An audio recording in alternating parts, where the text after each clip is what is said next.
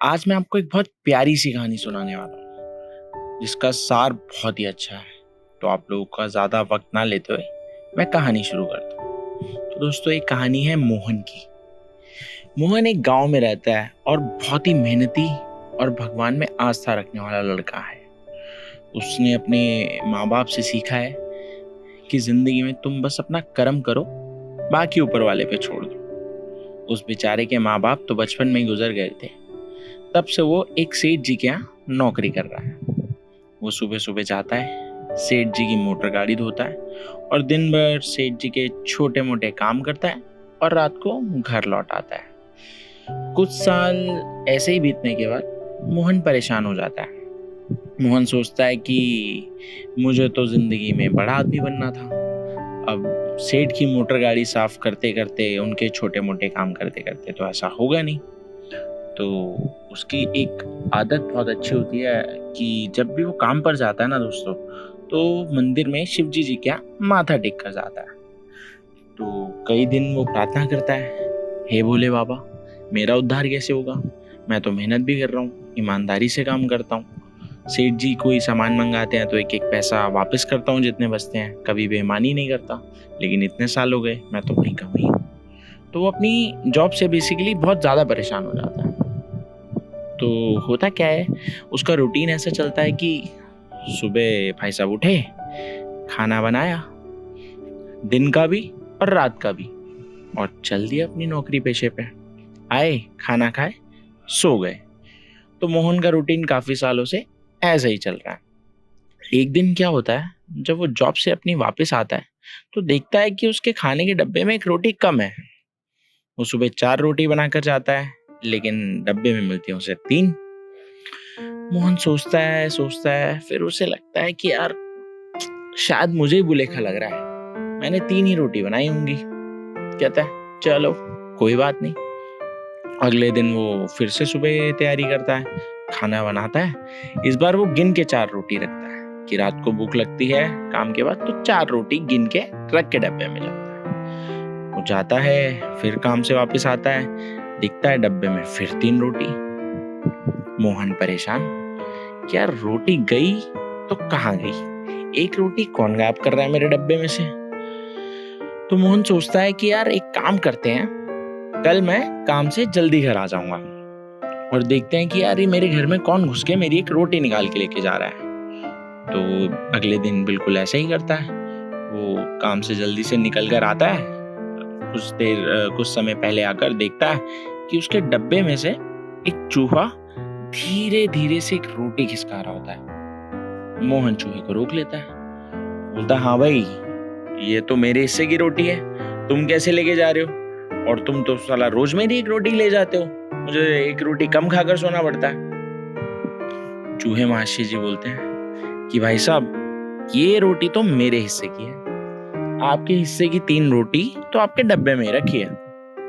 कहता है तुम्हें किसने बोला कि तुम्हारे हिस्से की है? भाई मैं तो अपने हिस्से की बना के जाता हूँ, तुम एक ले जाते हो अपनी मन मर्जी से। अब चूहा सोचता है यार इसको थोड़ा सा टाल देता हूँ। चूहा बोलता है मुझे तो भाई भगवान ने बोला है। बोला भगवान ने मुझे तो ऐसा कुछ नहीं बोला। कह रहे नहीं नहीं, मुझे तो भगवान ने बोला है, तुम भगवान से मंदिर तो जाते हो, सुबह पूछ लेना। कहता है यार भगवान ने आज तक मेरे सवाल का तो जवाब दिया नहीं, इतने सालों से एक सवाल पूछ रहा हूँ। तो चूहा कहता है चलो मैं तुम्हारे यहाँ से रोटी खाता रहता हूँ रोज, तो तुम्हें एक बहुत अच्छी सलाह देता हूँ। कहता है दूर गांव में भगवान बुद्ध आए हुए हैं, बुद्ध देवता जी जो बहुत ही माने हुए ऋषि मुनि। कहता है तो? कह रहा उनके पास हर प्रश्न का उत्तर होता है, तुम जैसा भी प्रश्न उनसे पूछ लो वो तुम्हारे सवाल का जवाब दे देंगे। वो कहता है अच्छा, फिर तो मैं उनके पास जरूर जाऊंगा, पूछूंगा भाई मेरी जिंदगी में कब वो बाहर आएगी, कब पैसे वाला आदमी बनूंगा, इतने साल से मेहनत कर रहा हूँ, सब कुछ कर रहा हूँ, बाकी दुनिया आगे बढ़ रही है। वो कहता है चलो ठीक है, तुम ये रोटी ले जाओ, मैं भगवान बुद्ध के पास जाऊंगा, वो बताता है ऐसे फलाना फलाना गाँव में है, वो तुम चले जाना। कहता है ठीक है। अगले दिन जाता है वो सेठ जी के पास।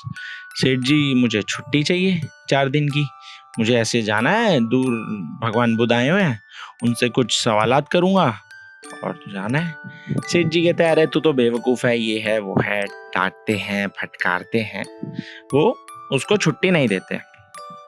गुस्से में मोहन उनकी नौकरी छोड़कर चला आता है और अगले दिन सुबह सुबह निकल जाता है भगवान बुद्ध से मिलने के लिए। एक गांव पार करता है, 2 गांव पार करता है, अब हो जाती है रात। बरसात हो रही होती है, तूफान और अपने उफान पर होता है, बढ़ रहा होता है। वो सोचता है कि यार इस तूफान में सफर करना सही नहीं है। उसको दूर एक हवेली दिखती है, वो हवेली में जाके बैठ जाता है। थोड़ी देर में देखता है कि वहां पे एक बूढ़ी अम्मा आती है। वो पूछती है, बेटा कौन हो, क्या हो? कहता है, बस मुझे आज रात के लिए आपके यहाँ पनाह चाहिए, मैं सुबह होते ही ऐसे उस गांव तक जाना है, मैं चला जाऊंगा। अम्मा कहती है, चलो ठीक है बेटा। जैसे ही मोहन अगले दिन सुबह उठता है, देखता है कि एक बहुत सुंदर सी लड़की खड़ी है उसके सामने। वो चौंक जाता है कि भैया ये बला की खूबसूरत लड़की है कौन? इतने में पीछे से उसकी अम्मा निकल के आती है। तो अम्मा कहती है, बेटा तुम इतनी दूर जा रहे हो तो खाना खा के जाओ, खाली पेट क्यों जा रहे हो? तो वो खाना खाता है, उसके बाद बोलता है, ठीक है अम्मा, मैं ऐसे भगवान बुद्ध जी के पास जा रहा हूँ, तो मैं निकलता हूँ। वो कहती है, अच्छा तुम भगवान बुद्ध जी के पास जा रहे हो इतनी दूर? कहता हाँ। तो कहती है, बेटा मेरा भी एक काम कर दो। तो बोलो अम्मा। तो अम्मा कहती है कि बेटा मेरा एक छोटा सा प्रश्न है, वो भी उनसे पूछ लेना। वो कहता है, बिल्कुल पूछ लूंगा, आप बताओ। तो अम्मा बोलती हैं, बेटा मेरी ये बेटी है 18 साल की, ये बहुत सुंदर है, लेकिन बचपन से ये बोल नहीं पाती है। तो बस मेरा एक ही यही सवाल है कि इसकी आवाज़ कब वापस आएगी, क्योंकि मैं सब कुछ ट्राई कर चुकी हूँ, जड़ी बूटी जितनी दवा दारू थी सब ट्राई कर लिया। कहता है, ठीक है अम्मा, आपका सवाल पूछ लूंगा। तो मोहन जी वहां से निकल जाते हैं। एक दिन गुजरता है, दूसरे दिन फिर पहुंचते हैं वो आगे। गांव पार करने के बाद उन्हें दिखती है चट्टान। अब मोहन बाबू चट्टान पे चढ़ाई चालू करते हैं। एक चट्टान चढ़ने के बाद उन्हें दिखता है कि यार आगे तो ये बहुत बड़ा पहाड़ है और रास्ता भी समझ में नहीं आता। तो मोहन देखता है वहां दूर एक तपस्वी जी बैठे होते हैं, जो काफी सालों से ऐसे लगता है तपस्या कर रहे हैं, इतनी लंबी लंबी दाढ़ी और उनके चेहरे पे अलग ही नूर होता है। तो मोहन जाता है तपस्वी जी के पास। तपस्वी जी प्रणाम। कहते हैं, प्रणाम बेटा। कहते हैं, बोलो बच्चा क्या चाहिए तुम्हें? तो मोहन कहता है, तपस्वी जी आप मुझे यहाँ मेरा मार्गदर्शन कीजिए, मैं तो फंस गया हूँ, ये बहुत बड़ी चट्टान है, रास्ता समझ नहीं आ रहा। कहता है, ठीक है बेटा, मैं तुम्हें, ये इतना लंबा रास्ता है, मैं चाहूँ तो बाएं हाथ का खेल है, एक झटके में यहाँ से वहां तुम्हें पहुंचा सकता हूँ। कहता है, आपकी तो बहुत बहुत कृपा हो जाएगी तपस्वी जी। तो तपस्वी जी कहते हैं, अच्छा मुझे पहले ये बताओ तुम चट्टान के उस पर जाना क्यों चाह रहे हो? वो अपनी सारी राम कहानी बताता है कि मैं ऐसे जिंदगी में परेशान चल रहा था और भगवान बुद्ध के पास जा रहा हूँ ताकि मेरे सवालों का जवाब मिल सके। तो तपस्वी जी कहते, बेटा तुम तो बहुत अच्छे काम के लिए जा रहे हो, भगवान बुद्ध से मिलने जा रहे हो। तो कहते जी। तो कह रहे, बेटा मैं तुम्हें वहां से वहां तक पहुंचा तो दूंगा, बस मेरा एक प्रश्न पूछ लेना उनसे। कहते, बोलिए, मैं तो पूछने जा ही रहा हूँ, आपका सवाल भी पूछ लूंगा। वो कहते हैं, ठीक है प्रश्न बताइए। तो तपस्वी जी बोलते हैं, बेटा मैं 100 साल से भी अधिक हो गए इस चट्टान पे बैठे हुए, मैं तपस्या कर रहा हूँ, लेकिन मुझे मोक्ष की प्राप्ति नहीं हो रही। पहले मैं बहुत बड़ा जादूगर था, अब उसके बाद तपस्या करी, लेकिन मोक्ष अभी तक नहीं मिला। कहते हैं, ठीक है तपस्वी जी, मैं आपका प्रश्न बिल्कुल बुद्ध देवता जी के आगे रख दूंगा, आप मुझे यहाँ से वहां पहुंचा दीजिए। वो उसे चट्टान पार करा देते हैं। अब मोहन बाबू फिर चल पड़े। जैसे जैसे मोहन भाई आगे चलते हैं, आगे आ जाती है अब नदी। मोहन बाबू को अच्छे से तैरना आता नहीं। अब वो कहते हैं, अब करे तो क्या करे। इतने में मोहन बाबू को नदी में दिखता है कछुआ।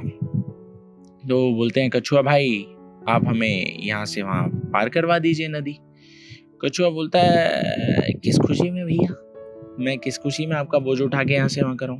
तो बोले, मैं बहुत ही अच्छे काम के लिए जा रहा हूँ, मैं भगवान बुद्ध देवता से मिलने जा रहा हूँ, तुम्हारे लिए भी प्रार्थना कर लूंगा, तो तुम्हें कोई कष्ट है तो तुम भी बताओ।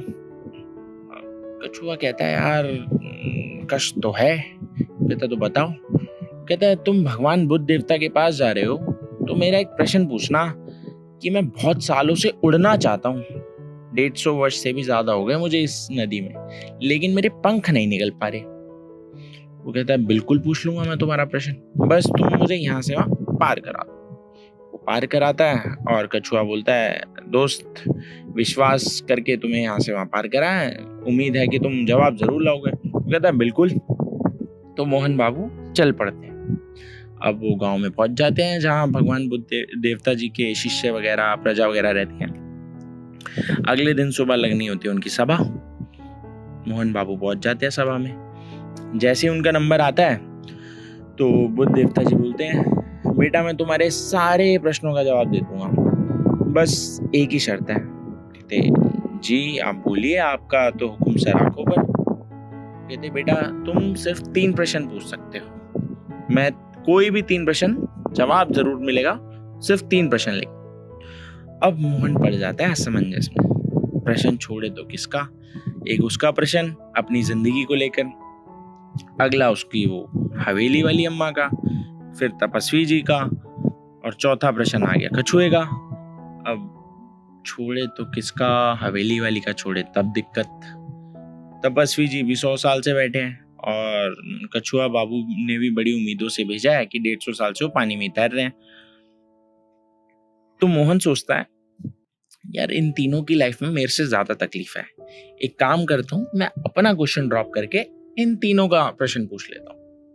तो पूछता है कि बाबा जी ऐसे ऐसे बूढ़ी अम्मा है, उनके 18 साल की बेटी है, बचपन से उसकी आवाज नहीं है, बताइए इसका क्या हाल है, आवाज कैसे वापस आएगी।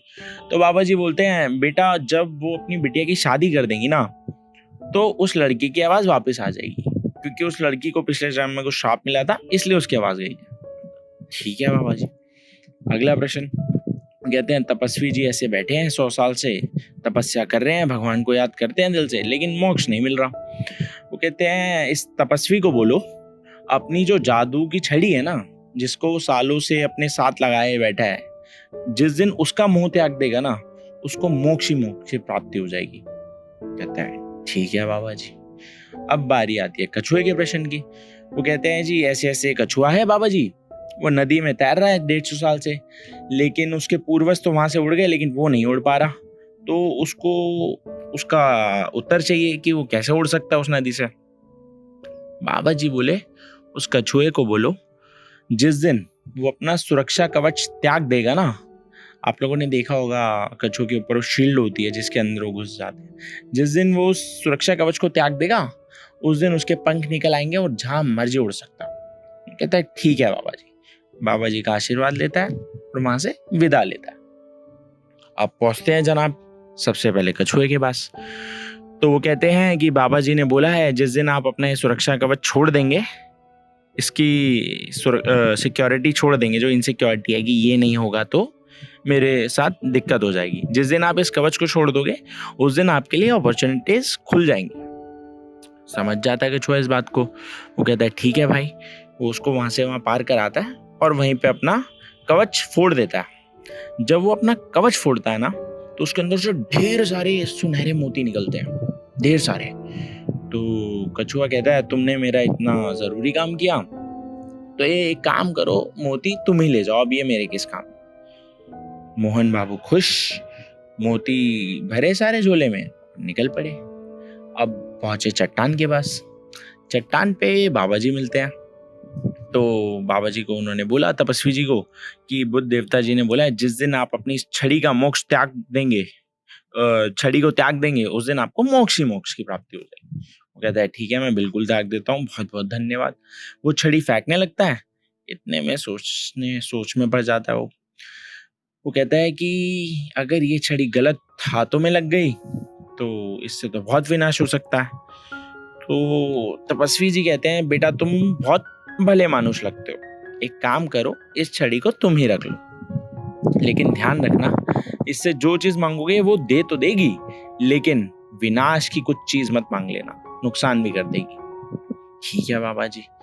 उसने छड़ी डाली अपने झोले में, बाबा जी को प्रणाम किया, छड़ी के जादू से सीधा हवेली के बाहर, हवेली के अंदर घुसते ही अम्मा जी को किया प्रणाम। अम्मा जी बोली आओ बेटा आओ, तुम्हारा ही इंतजार कर रही हूँ मैं इतने दिनों से। अम्मा जी को उन्होंने बताया कि बुद्ध देवता जी ने बोला है कि जिस दिन आप अपनी बेटी की शादी कर देंगी उस दिन मंगल ही मंगल, इसकी आवाज भी वापस आ जाएगी और इसका जीवन बहुत सुधर जाए।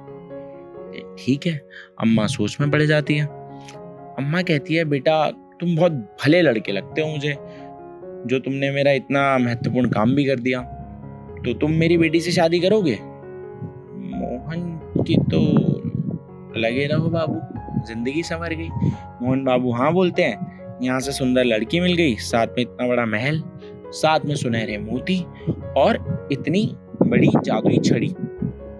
तो इतनी छोटी सी कहानी का इतना बड़ा सा सार ये है कि दोस्तों जब हम दूसरों के बारे में सोचते हैं ना, अपना स्वार्थ या अपनी चीजों को हटा के, तो भगवान भी हमारी मदद करने जरूर आता है किसी ना किसी रूप में। तो इसलिए दोस्तों जब भी आपको लगे ना कि नहीं यार अब तो बहुत ज़्यादा नेगेटिविटी आ रही है, मेरी लाइफ में कुछ नहीं हो रहा, मैं इतनी मेहनत करता हूँ, भगवान को भी मानता हूँ, अच्छे कर्म भी करता हूँ, बट स्टिल मेरे साथ ही क्यों बुरा हो रहा है, तो बस उस वक्त एक ही चीज़ सोचना कि अगर मैं इस क्षण से निकल गया ना तो आगे की तो पार हो ही जाएगी। अपने आप को साइड रख के भला करते चलना, भगवान एक ना एक दिन साथ जरूर देता है। तो दोस्तों उम्मीद करता हूँ कि आपको ये प्यारी सी कहानी बहुत प्यारी लगी होगी। अगर आपको अच्छी लगी हो तो निसंकोच अपने दोस्तों के साथ शेयर करें।